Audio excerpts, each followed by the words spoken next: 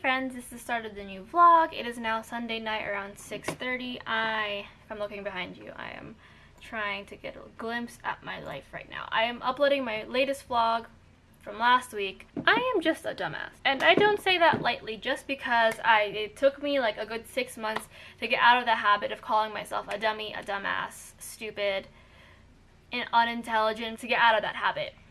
And I am a dumbass. I say that hard D, strong S, because I sat there thinking, oh shoot, I don't have enough content for the vlog this week. It's gonna be like 10 minutes long, so I just gotta amp it up to get it to like a nice like 20-minute vlog. The finished vlog is about roughly 35 minutes.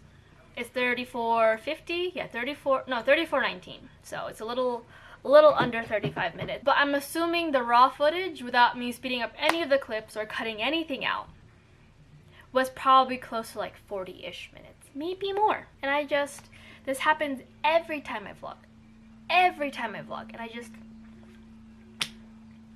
I don't understand it. I haven't had a chance to read a ton. It's been on and off all kind of day because I've been busy editing this vlog, went to church. I'm also not feeling the greatest, not in a, oh my goodness, it's coronavirus kind of sense. It's smoking outside. It's very smoky outside. Where I live, I'm surrounded by the fires, so it's just smoke 24/7. It messes up with, like, my nose is all funky, my face is having a fun time, my throat is just all like, no amount of water helps this like area here, and like my body's also just really tight. It also doesn't help that I am a few days away from Shark Week. Most uterus holding people have them, so we're not gonna worry about it. So my body is just like, it's going through like the cold period before the period where it thinks I'm getting sick from a cold, when in reality it's because I am about to be reminded that I am not pregnant. But yeah, there's that. I'm not feeling the greatest, so right now I'm just trying to set up my bullet journal for next week, trying to find like a Pinterest journal spread that I can do that looks really nice and cute, and I'm being very, very picky, and I don't know why, but here we are. I'm also catching up on YouTube videos. I'm like 2 months behind. I think I'm currently watching Lisa's mid-year book freakout tag, which was uploaded July 3rd, so I'm definitely 2 months behind, a little over 2 months behind. So I'm hoping to catch up to that, maybe get to like mid-July as I'm doing my bullet journal, and then go from there. So yeah, I'm gonna go ahead and watch some videos, wait for my CC to come on. I believe I have the video set to come out at 7:30, so CC, if it doesn't come out before then, it'll probably come up around like 8 or 9 tonight. So I'm gonna go back to watching videos and try to set up my bullet journal, and if I do anything interesting in the next coming hours, I will try to vlog that, or if I read some more. So hey friends, it is now Monday. I did get a chance to do some reading last night, and I did get through a chunk of videos the other night too. I think I'm at like July 7th or 8th or something, so I'm like, we're getting there. Like I said, I got some reading done, and I don't know, I love my paranormal age gaps. I literally don't have a problem with them, primarily because most of the girls that are involved in said age gaps are like 16 or 17. So it's just fine, you know, like I signed up for a paranormal romance and I'm expecting a 1,000-year-old vampire to fall for a 17-year-old girl. That's just kind of the nature of the paranormal romance genre. As long as I know that no one's gonna be screwing a 1,000-year-old vampire in real life when they're underaged. But I don't know, something about this particular set of like age gaps, like Richard and Cleo, I can like somewhat forgive. It still makes me a little bit just because literally every single time he's brought up, it's brought up how young he looks, and I'm like, we get it, he was frozen at 15. His little bits are still working, so it's fine, but he was frozen at 15. And then like the thing with Manon and Sophie is that it just doesn't, like, Manon even brought it up herself that Sophie can be seen as a pedophile because Manon is physically 13 and she's over like two centuries old, and Sophie's like 18, and I'm sitting here like, you know, I didn't have a problem with this when I was younger, but if you have to mention that your character's concern with her relationship is that her partner will be viewed as a pedophile because she is currently stuck in a 13-year-old's body, and her partner is an adult's body, then you should probably rework how this dynamic is going, because that little line just has me rubbed the wrong way, and I'm sitting here like, oh great. And it doesn't help that also it's very apparent that Sophie is very codependent on Manon for her own like sanity. So I'm sitting here like, great, a lesbian couple where one looks like a 13-year-old because she's trapped in a 13-year-old's body because she has not aged. And the older one is she's stuck in a 13-year-old's body and doesn't want to age and wants to take the right to age and die. Where the older one is seemingly codependent on said 13-year-old and is probably going to sabotage the right somehow, so her partner stays in a 13-year-old body forever without her consent because she doesn't want to be alone. Again, I don't have a problem with large age gaps in paranormal romances. It's just kind of the standard. Like, I'm sitting here waiting for someone to fall in love with a fairy, and it's written in YA. I'm going to expect that the main character, is going to be like 16 or 17. That's just the unfortunate nature of the Belly of the Beast. But also, if the words pedophile slip out, and it seems to also be in a very unhealthy relationship, maybe it's just me, but I'm gonna go ahead and eat my lunch. It's a very healthy, very big lunch. It's called scrambled eggs, rice, and a hot dog. Yeah. And then I'm gonna read some more during my lunch break, and I will update you guys a little bit. I don't think I'll get much reading done after work because I have to film tonight, so that requires getting ready because this face right now is not professional camera ready. My hair is a mess. And I think I'm gonna spend most of the night tonight watching more YouTube videos. I want to get to like the middle of July at the latest with all the videos, and then I can go from there. And also I have several journal spreads that I'm behind on by at least like, again, 2 months in my Bujo, so I'm probably gonna do that while I'm watching. And then maybe, just maybe, if I hit my goal before the night falls, my sister and I will watch some Barbie Princess on the YouTubes. So I'll catch up with you guys later. Hey friends, it is now Wednesday. I didn't get a chance to vlog at all yesterday. I was pretty busy. I took the cats, here's one of them, to get their shots, which I still have to send those records to the apartment. Did I mention that we got approved for the... But, so that was like pretty long. It was a long drive up there with one of my cats crying. And then both of them thinking that we were probably going to give them up for adoption. So that was fun. And it wasn't like super exciting either. I guess the place that I took them to, they had recently gotten a flood from like pipes breaking because there's construction around the area. And they had to go back to curbside.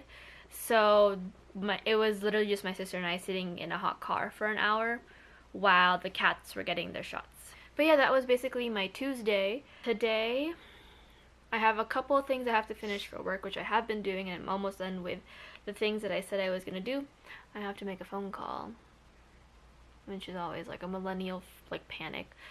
And then tonight, I'm going to be editing a video that'll go up tomorrow, and then if I have time, which I feel like I should, but also the video is might be pretty long because the raw footage is like over 20 minutes long. I think it's like 30 minutes.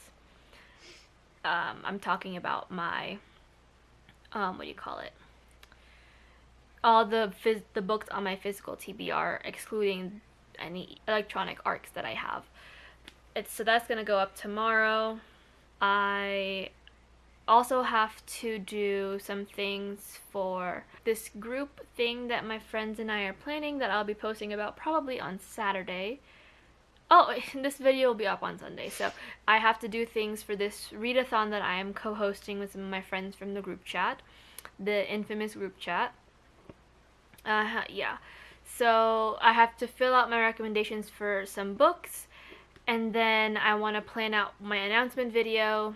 And maybe if I have time tonight, I'll start planning out that book, how to write a character or a realistic character, and a video that I have been planning to make for a while now but haven't gotten a chance to.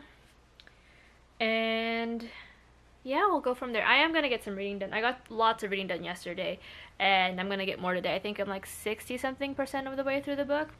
So, fingers crossed that I finish it this weekend. I have a feeling that I will, just because I will have a lot of free time these next, like, from this weekend, and then from, like, probably Monday for the next 7 to 14 days.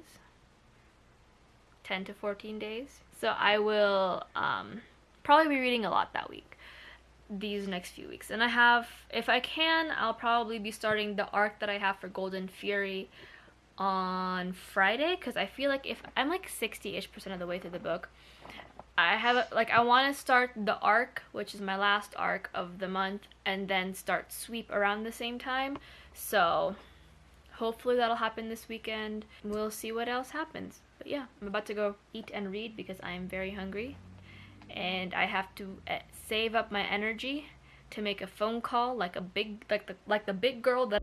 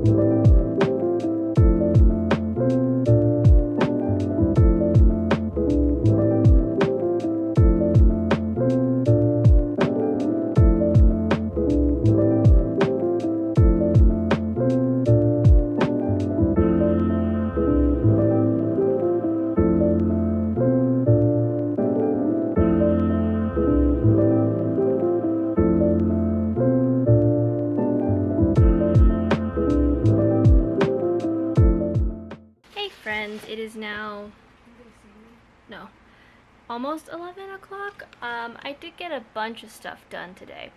I took a nap. I got a video uploaded today. I just have CC left, but I'm gonna pay my ever generous sister to do that for me because I'm gonna be busy these next 2 days with a couple of grown-up things.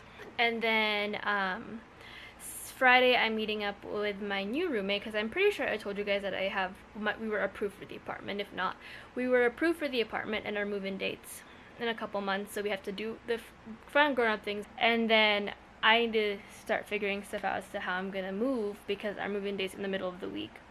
So I have to probably take a day off from work for that and like transport my bed and my clothes. And then the rest of the week will just be me pulling out the rest of the things that I need that I don't need for anything else. Oh, and figuring out how we're going to do Wi-Fi and get that set up within the week, because, you know, I work from home, and I believe she can also work from home every now and again, so, no difficulties there. And then I did read, actually. We found out that Richard has been the one trying to kill the girls up until, like, after the Wasps, before he got to know the girls, and I think he's in love with Cleo. There's also a slight little plot twist that the girls look exactly like Cerise, who is their ancestor who died, pregnant, who Richard and Marcel, who was like this monk guy before he became a monk, had a fling with. And then another plot twist is that Richard is probably, maybe, the father of Cerise's child, which would make him the great-great-great-great-grandfather of the twins, which makes no sense because he and Cleo have had a couple of moments, which I'm just like, y'all, I love you. I love authors like Cassie Clare, I love Kate Tunin, but I just have to ask, why do y'all keep throwing potential incest as a plot twist? Like, did the European ancestors kick in, or it's just a lot. Thankfully, though, they are not related whatsoever, not even distantly. I believe their grandfather, or great-great-great-great-great-great-great-great-great-great-grandfather is Daedalus. I think it was Daedalus or Marcel. I don't remember exactly which of the two it was, but it was one of them. So we don't have to worry about that. Still a little weird that's a plot twist, and I still find it weird to this day. So yeah, this weekend I hope to finish this book. I'm gonna try to read a little bit before bed because I'm not exactly tired, because I took a longer nap than I anticipated, which is normal for me. Probably stay for another like 30 minutes though. This much of the book left. I'm assuming about 30%, so I should be able to finish it by this weekend. That's all I got. And then hopefully you guys will see more cleaning things from me, because my closet somehow, I don't know what happened. I haven't opened like a chunk of those drawers, like the fabric drawers that I reorganized months ago. I haven't opened a lot of them in months. And somehow all the things on top of it and then the actual drawers itself kind of have imploded. And then the things around said drawers have also imploded. So guess who probably has to clean that? Not maybe this weekend. It depends if I have time. I'm planning on Skyping with a friend. We all know who that friend is. It's Ethel. This Saturday, I'm hoping to film my announcement video for the readathon that I'm co-hosting on Friday once I'm done meeting up with my friend. It'll be very late Friday night. I apologize to my sister, but she stays up late, so like, really, it's fine. And then that'll go up Saturday night when I'm done with all my things, read a book, write, work on bullet journal spreads because I'm behind on those. It's just at the time. But yeah, I'm gonna go read now and get through a chunk of this book and hopefully finish, because Goodreads decided to tell me that I am now 2 books behind of schedule, which is like, compared to me being almost 10 books ahead of schedule a few months ago, being 2 books behind in the last leg of 2020 has hurt my ego. So, because of my hurt ego and pride, I'm gonna be trying to blast through the 2 books that I'm behind and get at least 2 books ahead. I don't know how, but we'll find out. So I'll catch up with you guys probably tomorrow before I head out. Hey friends, it is now Friday at lunchtime. I have pizza, and Parmesan bites. Didn't get a chance to vlog a lot yesterday. Again, it was another one of those busy days. And I'm kind of pooped this morning because I had to be up very early to drop someone off at the airport. But I did get a lot of reading done. I have this much left. So I'm probably going to finish it this hour.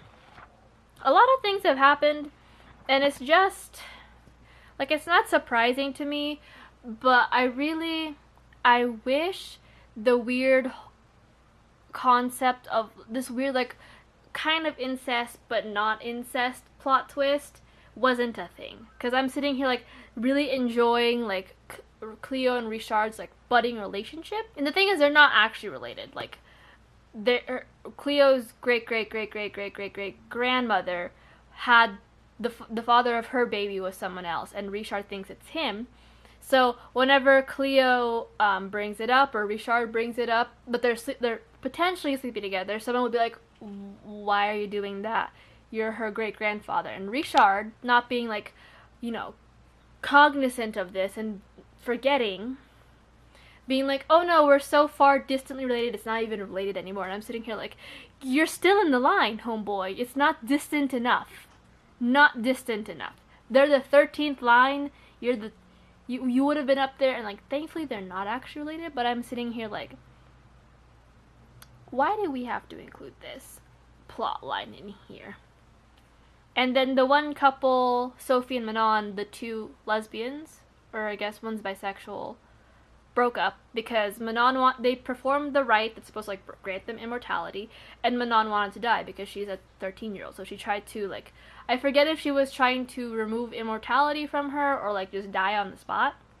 But Sophie stopped it because she didn't want to live without Manon, and Manon was like, you don't love me, you just need me because you can't be alone. And so she stopped it, and they broke up. It's been a topsy-turvy situation, so it's been a lot. And now Cleo wants to learn how to become immortal and is practicing dark magic. Thais is practicing dark magic to take the magic away from Daedalus because she's assuming that Daedalus was the one who killed their father. And I'm just sitting here like, things are about to get good, and I have probably less than 100 pages left. It's very overwhelming times, but it's fine. And then after this book, I'm going to start my arc of Golden Fury and start the first book of Sweep. So I'll catch up with you guys once I've eaten and read. Today is also another kind of busy day. My friend and I have to work on apartment stuff. So that's fun and nerve-wracking, but it's fine. Shelves are all nice and decorated for Halloween. Should we turn this ISO up so y'all can see just a smidge bit better? There we go. Oh, no. Well, I mean, sure. Nope, bad. There we go. Yeah. I don't know if I should keep this here or, like, put it over here. Just because I feel like I have a lot of... I think I'm going to move this, actually, because it's, like, blocking out the light. Well, at least the shelves that you can see. I'd put stuff at the bottom shelves, but unfortunately, this little brat of a cat, yeah, you, likes to play with anything hanging. And then my other cat, if I don't feed him or pay attention to him when he actually wants attention, he pulls on things to be a butt munch. So also, I got 2 new books today because I have absolutely no self-control. But I got Cemetery Boys, the Barnes & Noble Special Edition, because someone from the group chat informed us that this gorgeous inside cover thing, and I had to have this before it all sold out, and it's one of my anticipated releases of 2020, so even better. And the next one, you guys have probably seen the title by now. So I heard earlier this year that this book was getting a reprint for the paperback.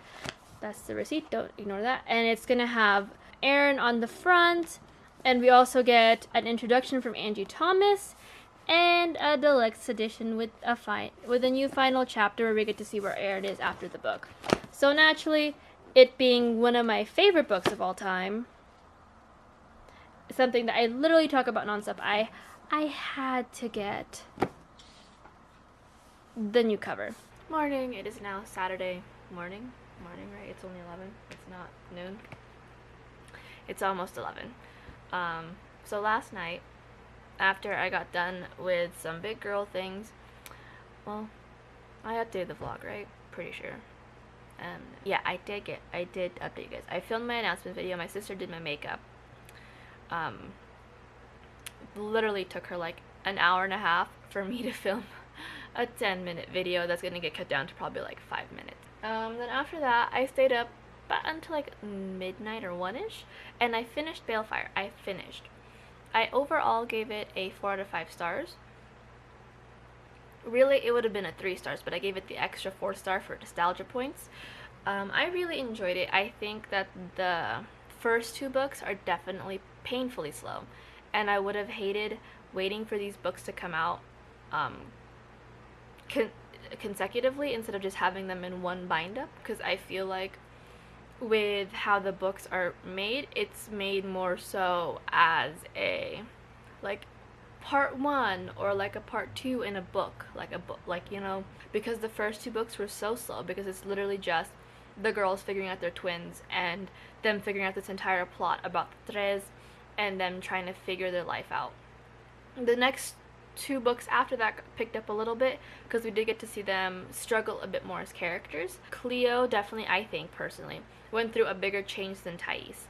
I think that Thais was kind of still new to this idea of magic and powers, and she was very much kind of wandering for a little bit until she found a purpose. And Cleo, on the other hand, had a set purpose. She had this plan for her own magic, and it kind of went askew, and we see her get lost, because whereas Thais was very much like, let's put it in terms of Luke. Luke is the guy who cheated on them with each other, and where Thais was like trying to move on and like trying to be like, I still love him, but he's not good for me. Cleo kind of accepted this kind of almost darker urge to be like, I know he's shit, I know he's terrible, but I still love him, and if he chose me over Thais, I'd be okay with that. Like, it's a terrible urge, and she mentions how bad that urge was for her, but she says that she can't really like do anything about it. It's just kind of there.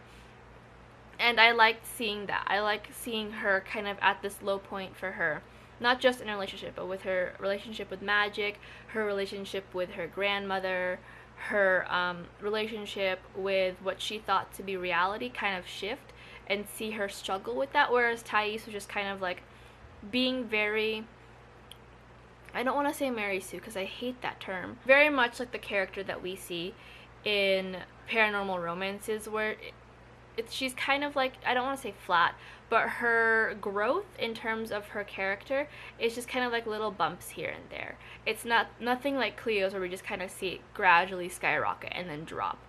So I really enjoyed that, and really Cleo's kind of progression as a character is kind of what gave me the strength to give this book an overall 3 if it wasn't for the 4th like nostalgia star that I gave it. The plot twists were okay. I think there were certain plot twists that I was like, okay, you didn't really explain that, and it just kind of came out of nowhere, and we're hearing all about it getting wrapped up in these last few pages of this series. And even then, it feels like there was a bigger setup for like a next installment, because Melita, the overall like the person who was kind of orchestrating this entire thing died. Daedalus doesn't have magic anymore. We learned that the twins, there's not one dark twin, but both of them are both dark because their great-grandfather, who turns out to be Daedalus, is actually a pretty dark person. That was a great-grandfather. And then we get to see budding relationships between Richard and Cleo, and then a budding, like, healing relationship between Thais and Luke. And I wish that, like, it just seems like it just kind of ended. Like, it's a satisfying ending. I think the ending wrapped up nicely, but there's still a lot of loose holes, which is why I didn't give it the full 5. It would have been a nice, like, 4-star with the extra 5th star being, like, nostalgia points, which is what I ended up doing for Fallen. But I think for this case, it deserves the 4 because it's still missing some stuff, I think. It's missing more of a development because Melita goes missing. We still don't know who tried to kill the twins after Richard was killing them. We still don't know Melita's overall plan because now she killed Manon, which means there are 2 holes left in the Tres because I think, no, there's still 1 more. So Melita wants to complete that somehow. We never got to see what happened to Marcel and Sophie or Claire and Jules. And it's just a lot of, like, open holes that I feel like kind of dinged my enjoyment of that ending, because the ending, it came to a climax, and we see kind of all of these visions and all of these plans come to fruition at the, like, last maybe 50 to 100 pages, and then we're left with more questions at the end, and it's not even like I can deal with these questions as a finale. These are, like, the finales that, like, leave you kind of feeling like, oh yeah, the story continues after this, we just won't be a part of it, that kind of feel. But it just kind of felt like there was supposed to be more, so had to ding it down for that. But yeah, now I'm going to be reading a Golden Fury, which is my arc. I have to charge my Kindle first because the poor thing is probably dead. And then I'm also going to start Sweep, which is the first 3 books. And hopefully it doesn't take me 2 weeks to read through at least, like, the first three books of Sweep. I want to get at least to where we introduce Hunter Nile because he is bae. I love him. And I fully blame him for my love of any characters with green eyes, any male characters with green eyes, or blue eyes, or green blue eyes, and blonde hair. And we can also blame Cal for adding to my love of bad boys. But that's neither here nor there. I am going to go take a shower. I'm going to put my book, Balefire, back on my shelf. I am going to edit my announcement video because I don't know when. My plans for the day are really just me Skyping with Ethel, working on my bullet journal because I have a couple of spreads that I need to do before I can start my October spreads and see if there's space in my current journal for that. And then plan videos. I have to write. I need to write. The chapter that I've been working on for the past, like, 2 weeks tonight, hopefully. Maybe play some video games. I need to start Spider-Man because everyone and their mother is screaming at me to play Spider-Man, and I have been holding off for as long as I can. I am going to try to get some reading done, probably in between those bits. Alright, slight update to the vlog. So I turned on my, I'm currently taking Instagram photos, by the way, just so you guys understand the backstory to this. But, come on, like, there we go. But I turned on my Kindle and had it charging so I could pull up the cover for Golden Fury and take a picture of it being like, currently reading, ha ha ha. And so, you guys have known my problem with the Vampires of Portlandia arc that I was awarded or approved of in NetGalley. I couldn't download it. It wasn't letting me. So I was like, crap, I can't do anything. And I didn't get an answer because I had messaged the publisher being like, hey, I was approved for this arc, but I was unaware that the arc was going to expire in so many days. I was wondering if you guys can approve me or, like, send me an arc of my own, a different arc for the said book. They never replied, so I was like, okay, let's just tell NetGalley that I can't leave a review. So I said no to leaving the review. Like, it wasn't popping up on my Kindle app on my phone, on my NetGalley shelf. So I was like, not happening. It's fine. And as I'm charging this, I open it and I see that the arc of Vampires of Portlandia is chilling in my Kindle. That is where I'm at, and now I have 10 days to read through 41 chapters of Vampires of Portlandia because it comes out on the 29th, so technically 9 days if I wanted to be extra about it. Maybe even 8. I'm gonna go finish taking pictures, and then I'm gonna go get lunch. and we're gonna have this existential crisis in a minute. Yeah. I'm currently in. She helps me with world building, and some of the characters belong to her, so she kind of has to help me.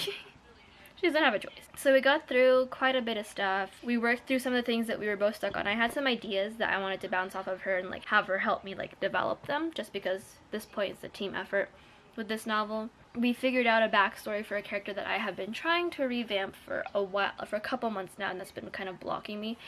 And I honestly feel really good. I feel ready to continue on. Sorry, I'm like updating my DaVinci Resolve because it's updating. I need to edit a video and upload it in like 2 hours. I'm just like, I need to go. But I feel really good. My head feels a little less cluttered.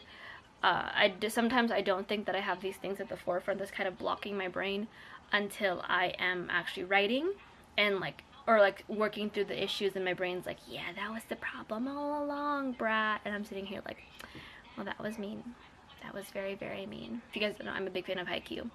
I think it's a really, really wonderful anime. She had sent me a couple of fanfic to read through, and I haven't had a chance to, but she really wanted me to read like this kind of like Bible staple piece in the Haikyuu community, which is like In Another Life, which is between Bakuto and Akashi. And we read that. I read pretty quickly, so I finished the bit fairly fast, I think, and I was sobbing by the end, and she was like, so how do you feel? And I'm like, I'm breaking up with you, Ethel. I'm sorry, I'm breaking up with you. But yeah, that's where I've been these past few hours. I am gonna go now edit that announcement video, which shouldn't take too long because it's literally just like a 10-minute raw video. Have that uploaded and go up in the next like hour or so. Fingers crossed. Hey friends, it is now Sunday. It's like 8:30 and I've been up since 6 because the cats woke me up and I could not fall back to bed. So last night, as some of y'all probably have noticed, I uploaded my announcement video. That went up around, well, not that late at night actually. CC was fine because it was like a 4-minute video. And then I did start reading Sweep and Vampires of Portlandia. I'll talk more about that in my next vlog because it's just wrapping up the night and everything in the entire video. Then I spent the night playing. I was supposed to write, but I didn't have time for that because I wanted to plan out my TBR for the readathon, get that situated, and then start thinking about how I'm gonna do this upcoming video for Wednesday, because it's gonna be like my how I draft and outline characters. And then I spent the rest of the night until like maybe 1 a.m. playing Spider-Man. I really like the game. I think it's a really cool game. My biggest problem with it is kind of the fighting style and the traveling style aspect, just because it requires a lot of like holding down, and like I'm a master at button mashing. I don't do combos. It's just like anyone who's a stickler for combos when it comes to games is just like, you know what, combos are fun. However, I just like to play the game. I don't need anything fancy. It is very like button mashy, which works considering it is a kind of superhero game. But my issue with it is that in order for you to do certain things, like defeat certain bad guys, you do need to be fairly okay with combos, and there were a lot of moments when I like literally just hit pause and was like, I'm gonna take a break. I'm gonna take a break because I just kept dying. But that is it for this vlog. I actually finished a book this week and started 2 new books, so I'm hoping to get into that soon. But it is now like 8:45 and I need to go take a shower and start editing this vlog that goes up today because my friend's coming over at 11 to work on apartment stuff. So I will chat with you guys in my next video, which should be starting either today or tomorrow. I don't know exactly just quite yet because I'm very tired. I went to bed at like 1 in the morning and then the cats woke me up at 6:30 and I could not fall back asleep, so I spent the past 2 hours watching Sorry Girls and having a crisis of my career, which I will discuss in my next video.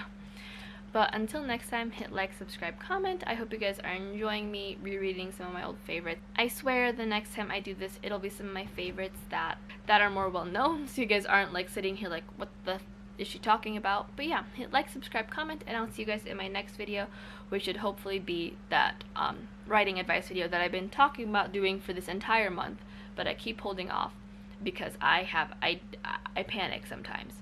So, bye. I know I just said bye, but right before I was about to hop in the shower, someone hopped in the shower before me. So I guess we're ending this video first.